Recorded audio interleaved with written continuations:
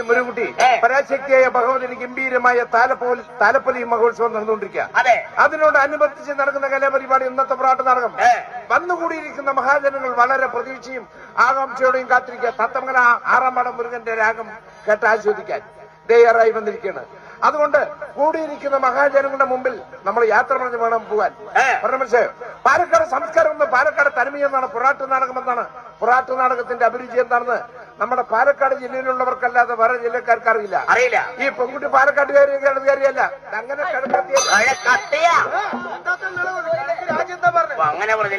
കിഴക്കത്തി പറഞ്ഞ നീളം കൂടിയ കത്തിയല്ല, കിഴക്ക് രാജ്യം എന്ന് വന്നുകൊണ്ട് പാലക്കാട് സംസ്കാരം എന്നാണ്, പാലക്കാട് തനിമയെന്നാണെന്ന് പെൺകുട്ടിക്ക് അറിയില്ല.